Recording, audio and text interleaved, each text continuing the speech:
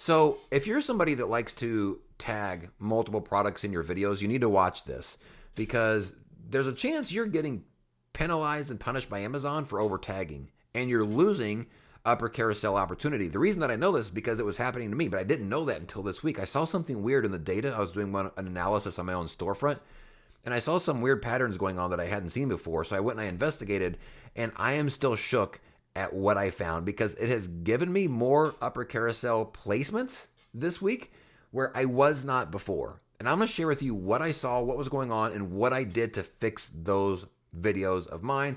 And I'm going to tell you some of the results that I've gotten. I'm still shocked about what's going on here. So my name is Rob. Been in the influencer program for 2 years, and I'm here sharing my tips, tricks, and advice.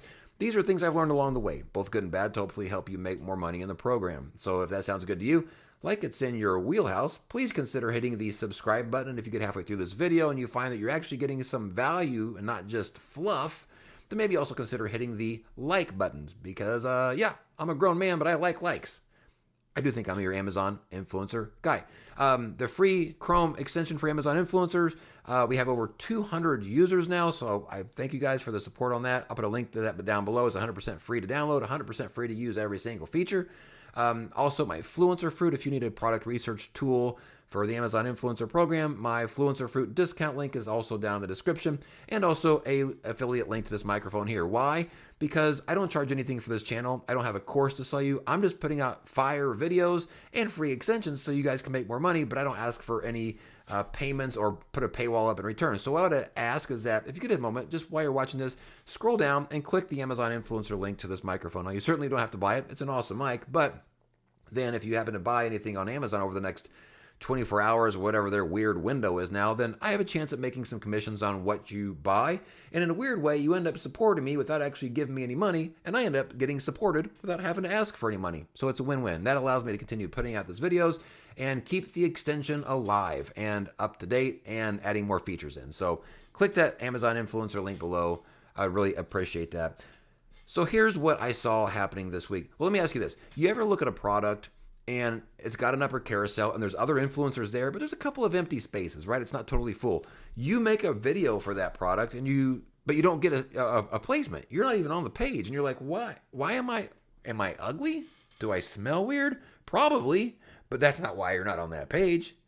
So I saw a pattern happening. So when I'm running this analysis and I started seeing these videos on my own storefront where I saw an upper carousel with empty spaces. I mean, somebody else was there. There was another influencer or two there, but I wasn't there for some reason. And I'd go like, wait a minute, why am I seeing this pattern happening over and over again?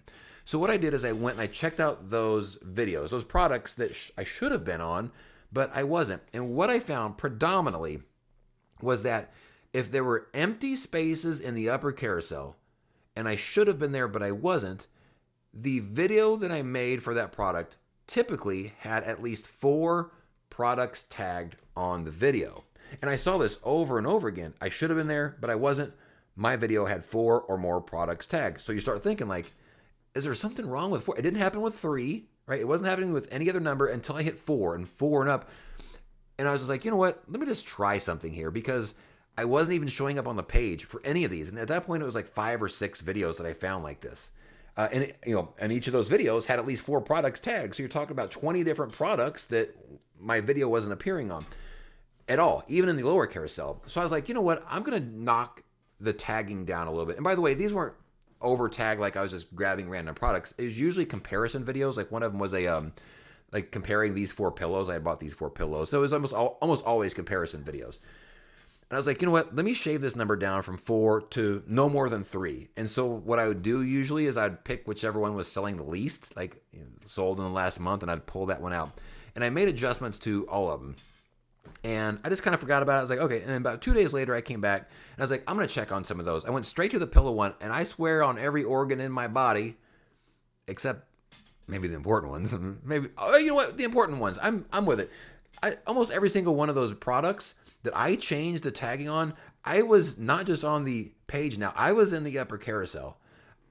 I couldn't believe it. That pillow one had always befuddled me. Like, why am I not on there? It's a legit comparison video, and I just was never on the page. And at some point, you just kind of go, it is what it is, and you move forward. And that was probably 7 months ago.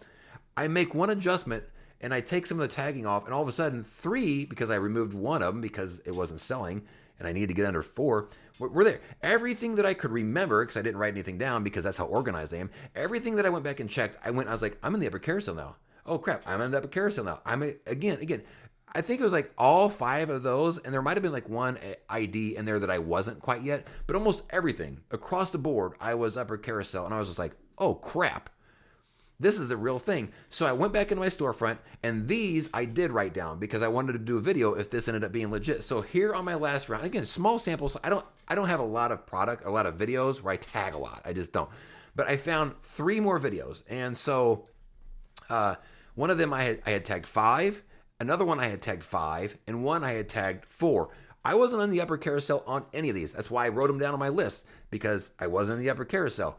And so I knocked one of the 5s down to 2, because a couple of the products weren't selling anymore or something like that. So one went from 5 to 2, one went from 5 to 3, and one went from 5 to 5 to 2, 5 to 2, and then one went from 5 to 3. So I ended up with 1, 2, 3, 4, 5, 6, 7 IDs that I had left over after I whittled down these 3 videos. And I even wrote the name of the videos down because I wanted to make sure those videos specifically, if they showed up, I'd be able to recognize them.